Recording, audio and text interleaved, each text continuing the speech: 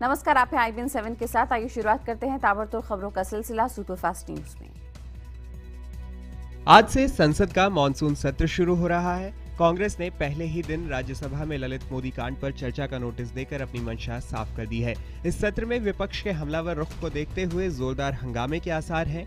सोमवार को सर्वदलीय बैठक में प्रधानमंत्री मोदी ने सबसे सहयोग की अपील की, लेकिन विपक्षी दलों ने सुषमा स्वराज, वसुंधरा राजे सिंधिया, शिवराज सिंह चौहान और रमन सिंह के खिलाफ हाई लेवल जांच की मांग की है और उनका इस्तीफा मांगा है। लेकिन संसदीय कार्य मंत्री वेंकैया नायडू ने साफ कर दिया कि सरकार किसी तरह के दबाव में नहीं आने वाली है।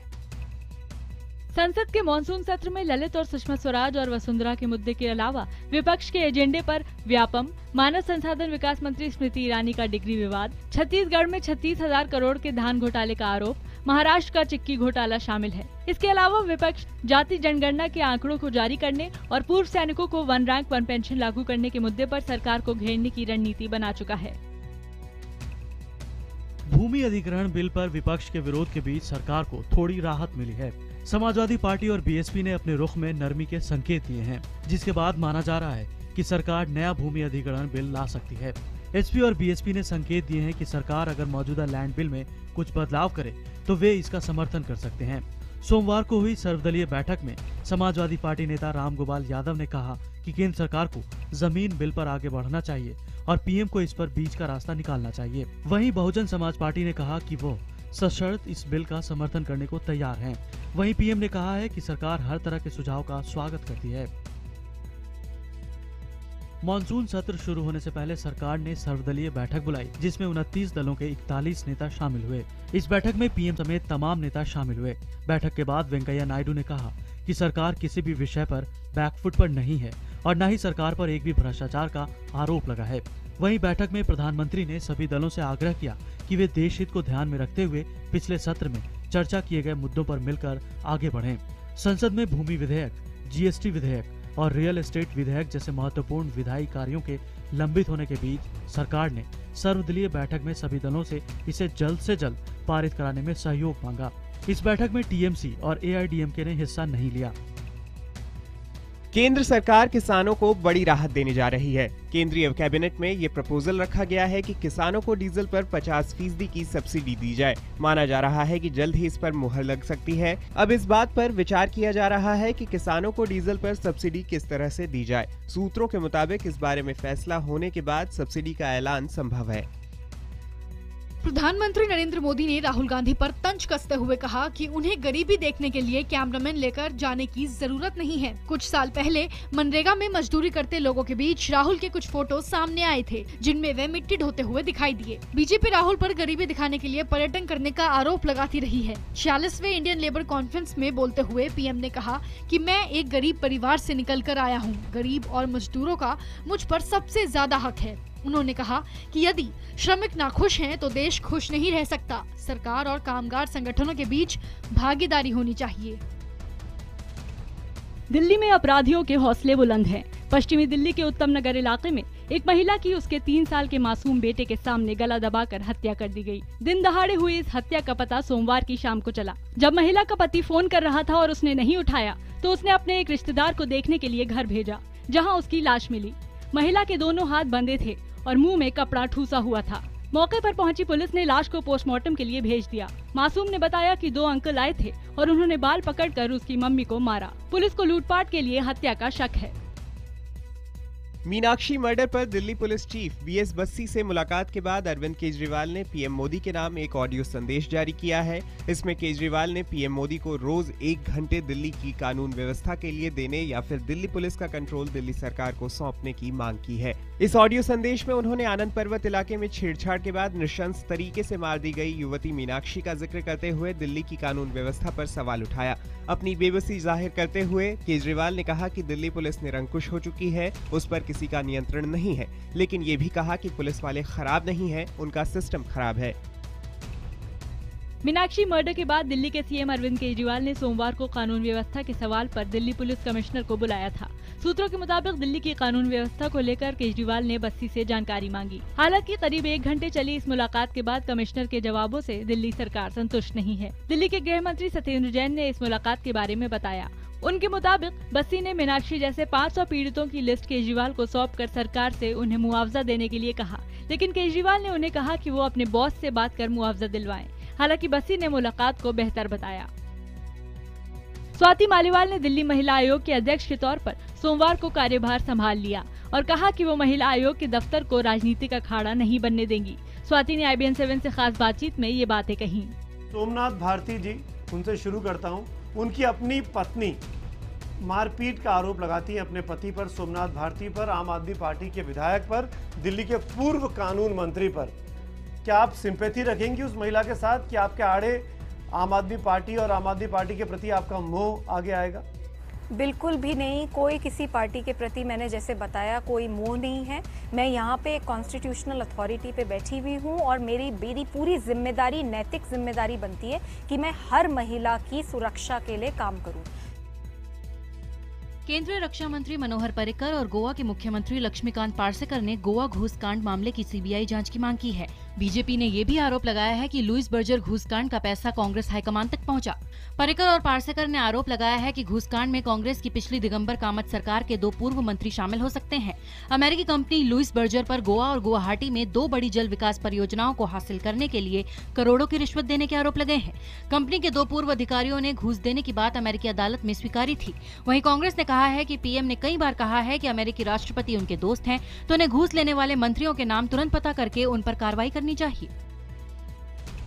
व्यापम घोटाले का पर्दाफाश करने वाले डॉक्टर आनंद राय का तबादला कर दिया गया है। डॉक्टर आनंद राय को इंदौर से धार भेज दिया गया है। तबादले के बाद आनंद राय ने नेटवर्क 18 से बात की और आरोप लगाया कि मध्य प्रदेश के मुख्यमंत्री शिवराज सिंह चौहान घबराए हुए हैं। उनके मुताबिक पहले उनकी पत्नी को निलंबित कर दिया गया और अब उनका ट्रांसफर किया गया है। उन्होंने कहा कि वो वकीलों से बात कर ट्रांसफर को हाईकोर्ट में चैलेंज करेंगे। वहीं सुप्रीम कोर्ट ने SIT को जांच जारी रखने के आदेश दे दिए हैं। कोर्ट ने कहा कि SIT जिस केस में अंत तक पहुंच चुका है उसमें चार्जशीट दाखिल कर सकता है। बिहार में जैसे जैसे चुनाव नजदीक आ रहे हैं, जनता दल गठबंधन में खटास बढ़ती जा रही है। ताजा मामले में RJD नेता रघुवंश प्रसाद ने नीतीश पर हमला बोलते हुए उन्हें गठबंधन धर्म की सीख दे डाली। उन्होंने कहा कि नीतीश केवल अपने प्रचार में लगे हैं, गठबंधन के किसी नेता की फोटो पोस्टर में नहीं है। उन्होंने कहा कि सीट बंटवारे को लेकर भी अब तक कुछ साफ नहीं है। नीतीश पर हमलावर हुए रघुवंश प्रसाद ने ये भी कह डाला कि नीतीश ने अब तक कोई अच्छा काम नहीं किया है। DD किसान चैनल के ब्रांड एम्बेसडर को लेकर अमिताभ बच्चन ने सफाई दी है।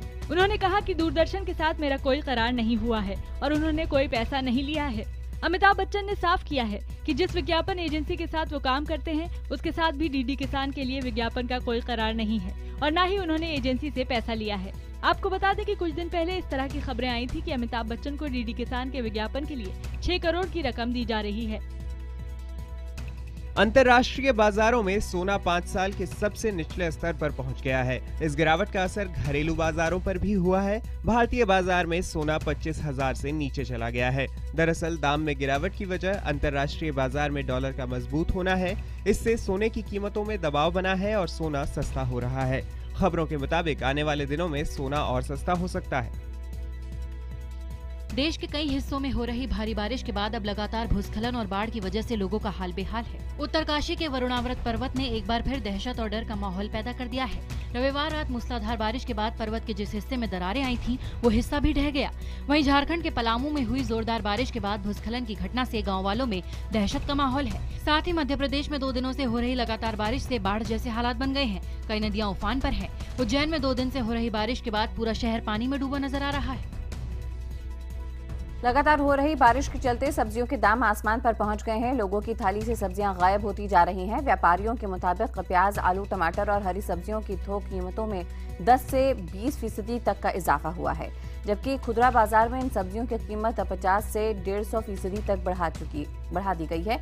देश में हो रही भारी बारिश से सब्जियों की फसल बर्बाद हुई है, जिसके चलते कीमतों में आग लगी हुई है। आलू 20 रुपए, प्याज 40 रुपए, टमाटर 53 रुपए प्रति किलो तक पहुंच चुका है। वहीं भिंडी 40 रुपए, गोभी 98 रुपए, लौकी और बैंगन 70 रुपए, जबकि खीरा 42 रुपए प्रति किलो बिक रहा है। दिल्ली में वायु प्रदूषण को रोकने के लिए नेशनल ग्रीन ट्रिब्यूनल ने कड़ा आदेश दिया है। एनजीटी ने दिल्ली पुलिस, दिल्ली सरकार, एमसीडी को कहा है कि दिल्ली की सीमा पर शाम 5 बजे से सुबह 7 बजे तक चेकिंग की जाए। एनजीटी ने इस बाबत 22 जुलाई को रिपोर्ट पेश करने को भी कहा, ताकि ये साफ हो सके कि बाहर से आने वाली गाड़ियों से दिल्ली में कितना प्रदूषण हो रहा है। आपको बता दें कि दिल्ली के चेकिंग पॉइंट बहादुरगढ़, गाजियाबाद और सोनीपत में है। इस बीच दिल्ली की सड़कों पर 10,000 नई बसें उतारने को लेकर एनजीटी ने डीटीसी पर भी सवाल उठाया है।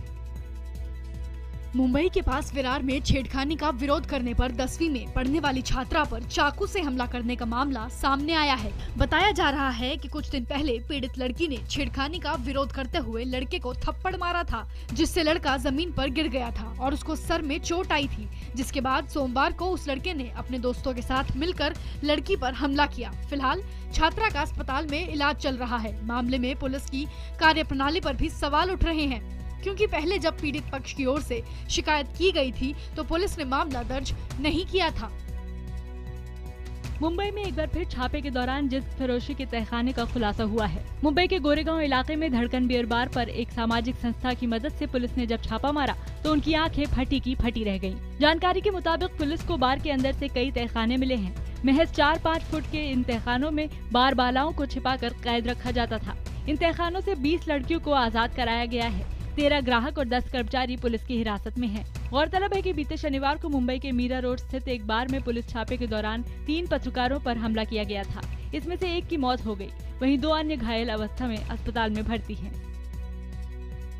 उत्तर प्रदेश के बदायूं में एसपी नेता टेक चंद्रपाल के बेटे पर अपने 2 साथियों के साथ मिलकर एक नाबालिग से गैंगरेप का आरोप लगा है। इस मामले में पुलिस ने 3 लोगों के खिलाफ मामला दर्ज किया है, जिसमें से एक आरोपी को गिरफ्तार कर लिया गया, जबकि एसपी नेता का बेटा अब तक पुलिस की गिरफ्त से बाहर है। आरोपों के मुताबिक जब पीड़ित शौच के लिए गई थी तो उसे आरोपियों ने जबरन बाइक पर बिठा लिया और फिर आम के बाग में इस वारदात को अंजाम दिया। बाद में पीड़ित किसी तरह अपने परिजनों के पास पहुंची और फिर पुलिस को सूचना दी गई। बिहार के सासाराम में बलात्कार के एक मामले को लेकर जमकर बवाल हो रहा है। घटना के खिलाफ राजनीतिक दल और व्यावसायिक संगठनों ने सड़क पर उतरकर विरोध जताया और आगजनी की। स्थानीय सांसद छेदी पासवान ने डीएम ऑफिस के पास एसपी का पुतला फूंका और दफ्तरों में ताले जड़े। बंद का समर्थन जन अधिकार पार्टी के नेता पप्पू यादव ने भी किया। बता दें कि 15 जुलाई को सासाराम में 2 बहनों के साथ गैंगरेप का मामला सामने आया था।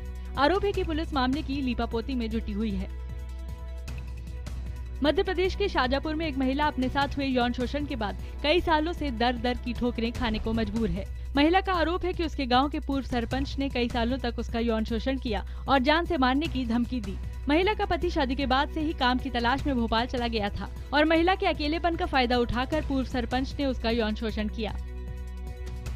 यूपी के मऊ में बाइक सवार बदमाशों ने चुनावी रंजिश और वर्चस्व की लड़ाई में समाजवादी पार्टी के नेता को गोलियों से भून डाला। एसपी नेता की अस्पताल ले जाते वक्त मौत हो गई। बताया जा रहा है कि नेता को प्रधान का चुनाव नहीं लड़ने को लेकर लगातार धमकियां मिल रही थी। नेता की हत्या से गुस्साए लोगों ने गाजीपुर आजमगढ़ रोड जाम कर दिया, साथ ही 2 सरकारी बसों के शीशे भी तोड़ डाले।